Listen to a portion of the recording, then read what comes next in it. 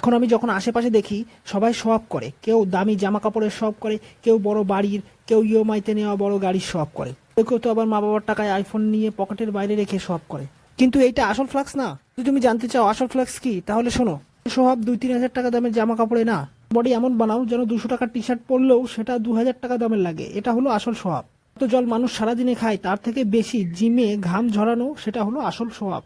গিয়ে ওই ওয়েট ওঠাও যা তোমার বয়সী ছেলেরা ছুতেও ভয় পায়, ওইটাই হলো আসল শো অফ। গার্লফ্রেন্ডকে হাঁটুতে বসে আই লাভ ইউ বলার চেয়ে জিমে গিয়ে লাইট ওয়েটকে আই লাভ ইউ বলো, ওটাই আসল শো অফ। এখানে অন্যের মা এই চিন্তা করে তার ছেলে রাতভর জেগে অন্য মেয়ের সাথে কথা না বলে, এখানে আমার মা এই টেনশন করে আমি যেন জিমে গিয়ে ভারী ওয়েট না ওঠাই, এটাই হলো ফ্লাক্স। মেয়েদের পেছনে লাগা, মদ খাওয়া, সিগারেট খাওয়া, 100টা খারাপ অভ্যাস বাদ দিয়ে জিম গিয়ে নিজেকে বদলানোর অভ্যাসকে বেছে নেওয়া, আরে এটাই হলো ফ্লাক্স। বেশিরভাগ মানুষের মনে হচ্ছে আমি পাগলের মতো বকছি, কিন্তু অল্প কিছু লোকই জানে আমি ভুল বলছি না, এটাই সত্যি।